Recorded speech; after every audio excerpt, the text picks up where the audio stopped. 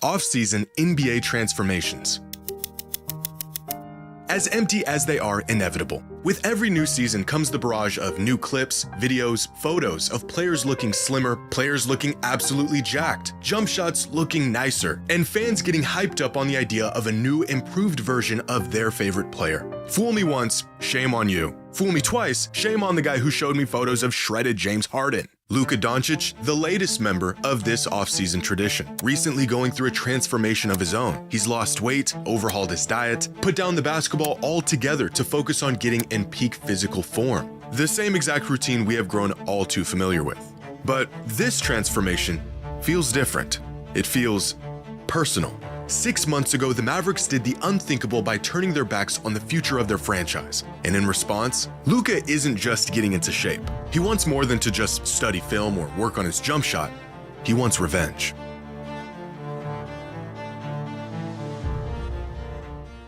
Today's video is brought to you by Current, the future of banking that works for you. Whether you're waiting on your next paycheck or just trying to stretch every dollar, Current has tools built to help. With Paycheck Advance, once you qualify, you can access up to $750 to hold you over until payday. No mandatory fees, no credit check. Current also offers fee-free overdraft up to $200, early direct deposit up to 2 days faster, and bonus savings with a 4% APY on your savings pot. If you're trying to build your credit safely, check out the Current Build Card, a secured Visa charge card that's helped users improve their credit scores by 80+ points on average in just 6 months without racking up debt. You'll also get 24/7 live support, over 40,000 free ATMs, and even the ability to deposit cash at participating stores. Current gives you more control, more flexibility, and more peace of mind, all in one app. Sign up today at Current One app. Sign up today at current.com/Jimmy and use promo code Jimmy50 to get $50 and unlock access to all of these tools. Terms and conditions apply.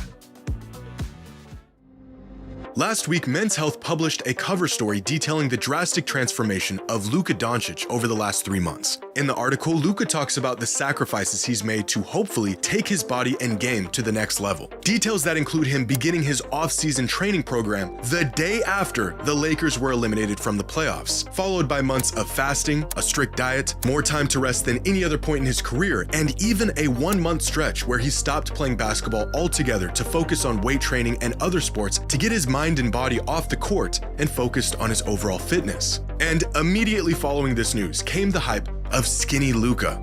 Do you even recognize the person on the cover? Showing off his slimmer physique in the newest issue of Men's Health. But after a full summer of training and lots of protein, he's poised to take his game and the Lakers to another level. But we've seen this before, not just from other players, but from Luka himself. Time and time and time again. So why would things be any different this time? Because I believe Luka's commitment to his health and conditioning over the last few months actually has little to do with his body and more to do with his mind. The real transformation here isn't in his weight or his conditioning, it's between his ears. For the last 6 months, Luka has been a ticking time bomb. His abilities as a leader were questioned, his work ethic and his drive were put up for debate in front of the whole world. The Mavericks traded Luka because they felt not only was he out of shape, but that he would never get into shape. They felt he wasn't taking his conditioning seriously, and his lack of discipline was essentially a death sentence to any hopes the Mavs had at ever winning a title with him leading their team. Comments that are just as wild today as they were at the time, and probably should have stayed in private, but from their perspective were legitimate concerns. In the following months, Dallas got AD, they landed with the #1 overall pick, which is suspicious, and they landed on Cooper Flag. A happy ending in Dallas considering their monstrosity of a decision. But the one thing Dallas forgot to factor into their grand plan, there is nothing Luka Doncic loves more than revenge.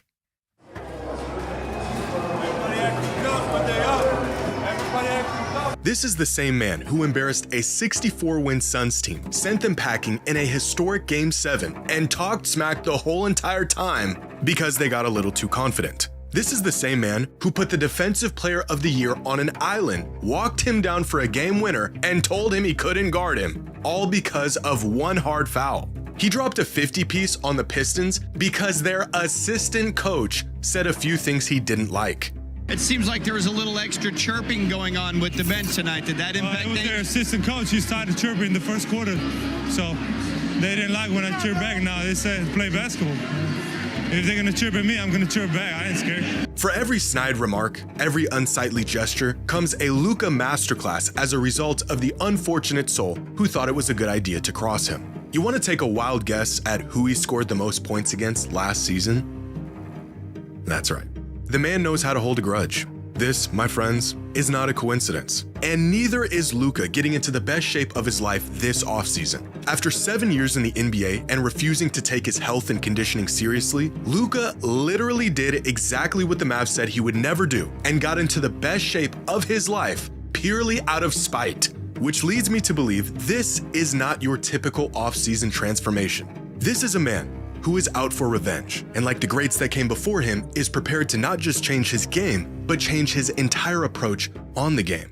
Back in 2011, after losing to Dallas in the finals, LeBron James was at a crossroads in his career. He was definitively the best player in the world by this point. His game looked sharp, it looked complete, he was better than ever. And yet, something was still clearly missing, and it was in the following offseason where he found that missing piece. He sought training from Hakeem Olajuwon to expand his post game. He spent more time studying his decision-making on the court and finding ways to improve it. And of course, he transformed his body to handle the more inside-out game he would deploy in the following season. The transformation, although visible on the outside, was happening inside. How he saw the game, how he led his team, his resilience in tough moments, and the sacrifices he was willing to make in order to win. A transformation motivated by the shortcomings and criticism he had faced leading up to that point, and a shift in perspective that many all-time greats have had to face and overcome. Michael Jordan's moment came in the summer of 1990, after getting beat down by the Pistons, searching for an answer to get over the hump. His answer came in the form of spending countless hours in the weight room, putting on 15 pounds in the offseason to handle the physicality teams were throwing at him, and a newfound willingness to adapt his game to a new system and coach that knew it could work, but only if Michael bought into it. Kareem's moment came after a 7-year championship drought, where he had to embrace the idea of not just being a great player, but being a great leader, inspired by a young, exuberant rookie who virtually gave him no other choice. Some of these turning points are more public, more intentional, others are stumbled upon in pursuit of greatness. But all of them weren't just transformations of game, but a transformation of how they approach the game. After repeated playoff failures and constant criticism about his work ethic and conditioning, Shaq's moment came in the summer of 1999. With Phil Jackson as the new coach in LA, Shaq showed up in the best shape of his life, leaned into the triangle offense, and for the first time, fully bought into not just dominating, but winning. The transformation was visible in his body, but the change that really mattered happened to his mind. For Kobe, his moment came at rock bottom, with the departure of Shaq and missing the playoffs entirely in 2005. In the years that followed, he began to reshape not just his body, but his identity as a leader, a transformation that brought upon a completely new era in Kobe's career. As Kobe said at the time, his number changed, but the real shift happened in his mindset. He learned how to elevate teammates rather than just outscore opponents, a change that gave Kobe the tools to lead his team in ways that never quite showed up in the box score. All of these players, despite their game-breaking abilities and undeniable impact on the game, had to face the uncomfortable reality that if they wanted to win, something needed to change. A reality that Luka is facing at this moment in his career in more ways than one. Jokic, Giannis, Shea, Embiid, Tatum. What do all of these players have in common? They are all generational talents of the current NBA era, but they also share something else in common. All of these players have won at least one of these milestone awards through the first 8 seasons of their career. MVP, Finals MVP, and/or a championship. The only generational talent at the moment who hasn't is Luka. In fact, almost without exception, every all-time great modern player stamped their legacy with at least one of these benchmark achievements that separate great players from all-time great players by the end of their 8th season in the league, most of them with many of these awards. By this point, nearing about the halfway mark of a player's career, the truly transcendent players are well on their way to checking off these accomplishments. And in terms of talent, impact, and numbers, Luka should be in this class by now. That has not only been the expectation, but the trajectory he's been on for the past half-decade. But he has yet to achieve any of these accomplishments going into his 8th season in the league. Luka just had to sit by and watch his own draft classmate pull off a historic run, MVP, Finals MVP, and a championship in the same season, all while Luka was being told he didn't even have what it takes to lead a team to a championship. The man is watching his peers take over the NBA and cement their legacies right in front of his eyes. Pair that with the doubt and ridicule the Mavericks have shown him and a man who has sought revenge for a whole lot less, and you have a recipe for what may just be a real transformation, fueled by failure and an unwavering desire to get even.